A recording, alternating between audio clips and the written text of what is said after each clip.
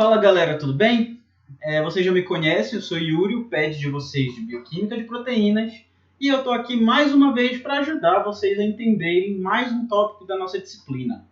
O tema da aula de hoje é métodos de quantificação de proteínas. Para que serve o método de quantificação de proteínas? Como que a gente quantifica proteínas? Bem, esses métodos, primeiramente, eles servem muito para o laboratório de pesquisa, lá na área da bioquímica, biofísica, tudo que trabalha com proteína, a gente pode usar esses métodos. E fora do laboratório, esses métodos também são usados na indústria alimentícia, em análises clínicas de laboratório, na nutrição. Tudo isso envolve proteína e quantificação de proteínas. A primeira ideia que eu quero que vocês tenham em mente é que não existe um método especial, maravilhoso, que vai solucionar todos os nossos problemas, que vai quantificar perfeitamente as proteínas nas nossas amostras. Não, existem vários métodos, cada um tem suas vantagens e desvantagens, mas alguns deles são mais utilizados por serem mais fáceis ou por darem um resultado melhor para aquela área específica que a gente está estudando. Tá certo? Eu separei aqui os métodos de quantificação em 3 tipos, baseado em como que a gente faz a análise, como que a gente mede isso. O primeiro tipo, que inclui os mais utilizados em laboratório, são os métodos espectrofotométricos. Já eu vou explicar para vocês o que é método espectrofotométrico, o que é espectrofotometria. Mas só para vocês saberem, a gente também tem métodos de análise de aminoácidos, que são extremamente complicados, mas dão um resultado muito bom, e métodos de quantificação de nitrogênio, porque vocês devem lembrar que os aminoácidos e as proteínas têm nitrogênio nas suas composições. Esses métodos de quantificação de nitrogênio são muito utilizados na indústria alimentícia, para medir a quantidade de proteínas dos alimentos. Mas vamos ver um pouco aqui dos métodos espectrofotométricos. A espectrofotometria vai ser realizada num equipamento chamado espectrofotômetro. Eu vou ensinar como que esse equipamento funciona para vocês em termos gerais e vocês vão entender como que a gente vai usar isso daqui a pouco para quantificar proteínas. Tudo começa aqui com uma fonte de luz, que é uma lâmpadazinha. Essa lâmpada ela vai emitir luz aqui, né? Vai jogar fótons nessa direção. Essa luz vai passar por uma fenda de entrada, que é o que vai formar um feixe. Esse feixe de luz bate num dispersador, que é um prisma, que ele vai quebrar essa luz que entrou em seus vários componentes. Então aqui vão ter vários comprimentos de onda da luz, certo? Depois desse dispersador, essa luz que está quebrada em vários comprimentos de onda vai passar por uma fenda de saída, que é onde a gente vai definir o comprimento de onda que vai para a sua amostra. Então daqui vai sair um comprimento de onda, uma faixa de comprimentos de onda, que vão ali para a sua amostra. A sua amostra está geralmente dentro de uma cubetinha, a gente chama disso aqui de cubeta. Essa cubeta tem lá um tamanhozinho definido, geralmente tem um material específico para a cubeta. Quando essa luz aqui, a gente chama de luz incidente, que vai ser nosso I0, quando essa luz bater na amostra, a amostra vai absorver uma parte dos fótons dessa luz. Então, o que vai passar aqui para o outro lado vai ser uma luz que já teve uma parte absorvida pela amostra, que a gente vai chamar de I, ou I final, ou enfim. Então, essa luz que passou, ela vai ser, digamos que, menos intensa do que a luz que entrou, porque sua amostra, teoricamente, tem que absorver um pouco da luz incidente. Essa luz que passou, ela vai direto para um detector, que vai medir essa luz que passou. Tá bom? Então, o que eu vou medir aqui no espectrofotômetro? Vai ser a luz que chegou aqui no final no detector. Depois que a gente calculou essa luz que passou, a gente vai ter que calcular alguns parâmetros para encontrar a concentração da proteína. O primeiro é a transmitância, o T. A transmitância é nada mais do que o quanto dessa luz que entrou a sua amostra transmitiu, tá certo? Quanto que saiu da sua amostra. Isso a gente faz pela razão da intensidade da luz que passou pela intensidade que entrou, tá bom? Isso pode ser um valor de uma fração ou isso pode ser dado em porcentagem. O outro parâmetro, que é o que a gente mais vê por aí, é a absorbância. A absorbância ela vai ser menos o log da transmitância. A absorbância mede o quê? A absorbância mede o quanto que a sua amostra absorveu desse comprimento de onda da luz incidente, tá certo? É tudo muito fácil de lembrar em bioquímica de proteínas, né? É só você lembrar que uma coisa é sempre menos o log da outra. Eu trouxe aqui o exemplo mais prático para vocês entenderem o que é absorbância, um exemplo mais intuitivo. Essa primeira solução ela tem absorbância igual a 5. Vejam quanto de luz que entra, aqui ó, esse brilhão, e quanto de luz que sai, quase nada. Então a amostra absorveu a maior parte da luz que entrou. Já essa outra tem absorbância igual a 3. Então entrou esse montão de luz e tem um fiozinho de luz aqui, ó, saindo pelo outro lado. Já essa daqui tem menos absorbância ainda. Ela tem a absorbância 1. Então entrou esse tantão de luz e saiu boa parte da luz pelo outro lado. Tá certo? Então quanto maior a absorbância, mais a amostra absorve a luz em determinado comprimento de onda. O primeiro método que eu quero apresentar para vocês é a absorção no UV visível. Qual que é a base desse método? Bem, alguns aminoácidos eles absorvem a 280 nanômetros, o que quer dizer que se eu incidir uma luz lá no espectrofotômetro a 280 nanômetros, esses aminoácidos vão absorver uma parte dela. Então a luz que vai ser transmitida aqui vai ser de uma menor intensidade, tá certo? Então, vários aminoácidos absorvem nesse comprimento de onda, porém, os que absorvem mais e são os principais que contribuem para essa medição são a tirosina, o triptofano e a cistina.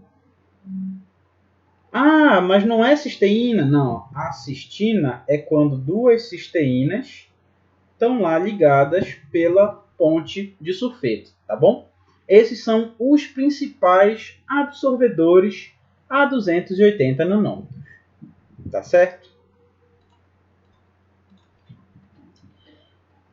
Então, gente, a partir da sequência primária da nossa proteína, ou seja, da sequência de aminoácidos que compõem a nossa proteína, a gente consegue calcular um parâmetro chamado coeficiente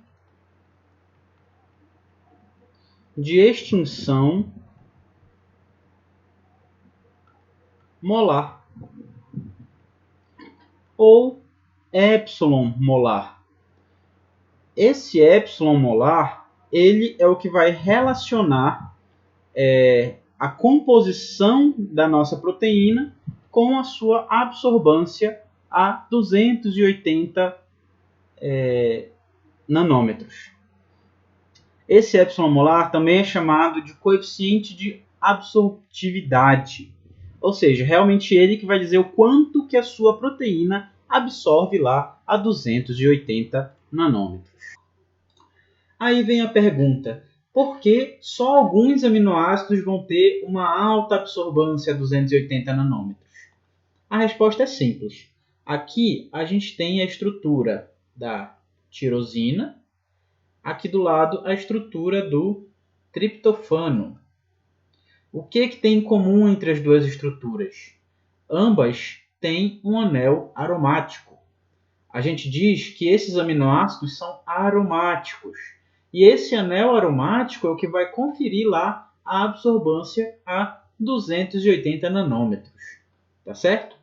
Além disso, aqui na cistina, que é a união de duas cisteínas por ponte de sulfeto, essa ponte de sulfeto também tem a capacidade de absorver a 280 nanômetros. Então, o aminoácido que vai influenciar mais do que tudo nessa absorbância 280 é o triptofano. Entretanto, não é comum ter muitos e muitos triptofanos em todas as proteínas. E aí a gente vai para a tirosina, que é o segundo que mais absorve dentre os 20 aminoácidos lá. Tá certo? Se vocês lembrarem da atividade de aminoácidos e proteínas, vocês usaram o Protiparan para calcular quanto de cada aminoácido tinha lá na sua sequência. O Protiparan também estima para a gente qual que é o coeficiente de extinção molar da nossa proteína, baseado na sequência primária. Ah, Yuri, eu já sei a absorbância, eu já sei o coeficiente de extinção molar, a transmitância, mas e agora? Como que eu calculo a concentração da proteína? Calma lá, gente. Tem uma solução. Existe uma lei que a gente chama de lei de Beer-Lambert, que vai correlacionar todos esses fatores. A lei de Beer-Lambert diz que a absorbância vai ser definida pelo coeficiente de extinção molar vezes o L. O que é o L? O L vai ser aqui o caminho óptico. Ele é o comprimento da nossa cubeta, que a gente conhece, vezes a concentração da proteína. Então, eu sei a absorbância, eu sei o coeficiente de extinção, eu sei aqui o comprimento da cubeta. O que falta? Concentração. É só eu mexer nessa equaçãozinha aqui. Ó, vamos escrever. Concentração vai ser igual a absorbância dividido pelo epsilon molar vezes o caminho óptico. Tá certo? Ah, mas se é tão simples assim, por que a gente não usa só esse método para quantificar todas as proteínas? Existe um problema, gente. Esse método ele faz a leitura a 280 nanomolar. E tem muita coisa que absorve a 280 nanomolar. Tem outras proteínas, né? Isso aqui não vai pegar só a sua proteína. Tem um monte de substância que a gente usa na purificação de proteínas que pode absorver nesse comprimento de onda, como por exemplo o imidazol. Então, ela nem sempre é a mais adequada, porque essa técnica ela sofre com um problema muito grande de ruído, tá certo? A técnica de UV visível. Nossa, Yuri, realmente essa técnica é muito simples de fazer. É só você fazer uma leitura lá no UV visível, no espectrofotômetro, e calcular o coeficiente de extinção molar da proteína. Por que a gente não usa isso para todas as aplicações? Bem, gente, isso daqui, essa leitura 280, ela pode ser muito ruidosa. Por quê? Porque a maioria das proteínas absorve a 280, então tem outras proteínas que interferem na nossa leitura. Existem reagentes que absorvem a 280, como por exemplo o imidazol, que é muito utilizado no laboratório.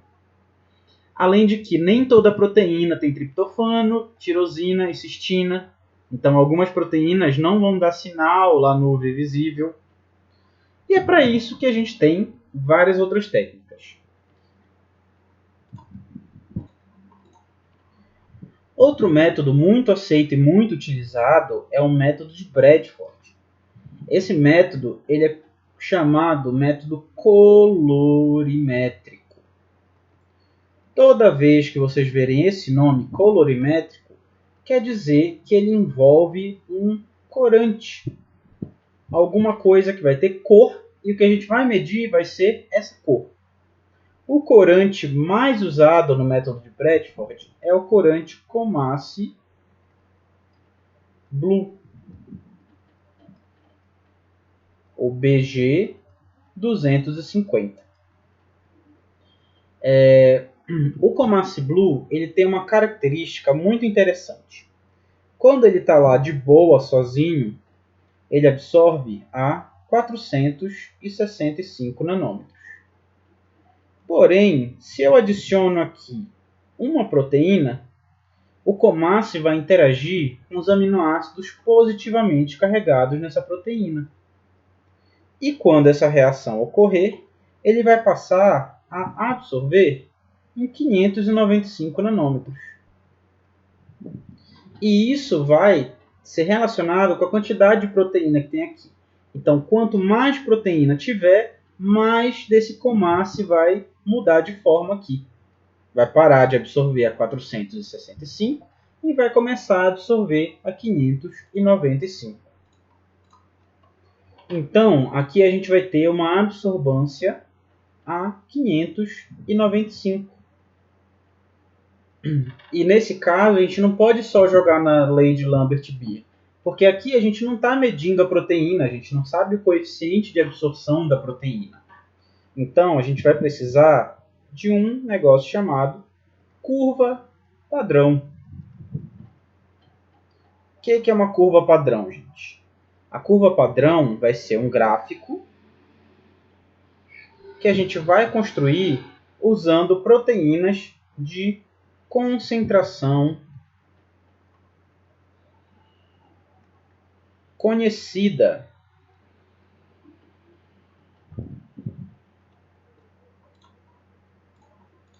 Dificilmente você vai ter lá a sua amostra com concentração conhecida para fazer a curva padrão.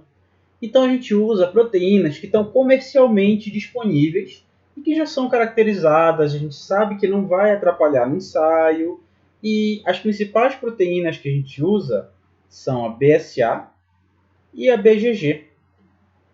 São proteínas lá que a gente encontra no sangue bovino, que são muito bem caracterizadas e estudadas para esse tipo de análise espectrofotométrica. Tá certo? Mas qual que eu uso? BSA ou BGG? Depende, gente. Tem ensaios que vão dar melhor com BSA, tem ensaios que vão dar melhor com BGG. Tá bom? O que eu costumo ver na minha experiência é usarem mais a BSA. Eu vou construir com vocês aqui uma simulação de uma curva padrão usando o BSA. Tá bom? Como que a gente começa isso aqui? A gente tem que ter a BSA em concentrações pré-determinadas. Então, isso a gente compra feito, tá? Então, eu vou, começar com 1 mg por ml de BSA. Eu vou diluir esse 1 mg por 2. Então, vou ter meio miligrama. E aí eu diluo. Eu vou ter 1 mg por ml de BSA, meio miligrama por ml, 0,25 e 0,125 mg por ml de BSA. Eu vou fazer uma leitura de cada uma dessas aqui no espectrofotômetro, a 595, né, com reagente de Bradford. Então, vamos supor aqui, eu vou tirar uns valores da minha cabeça, tá, gente? Não são valores experimentais. Aqui tem 0,98, aqui a leitura deu 0,53, aqui a leitura deu 0,21 e aqui a leitura deu 0,15. Eu vou selecionar aqui no Excel essas duas colunas, inserir gráficos, dispersão, e aí eu coloco essa dispersão com pontos aqui. No eixo X, eu vou ter as concentrações, olha lá, 1, meio, 25, 125, tá bom? E no eixo Y, eu tenho as absorbâncias que eu medi, então 0,98, 0,53, 0,21 e 0,15, tá certo?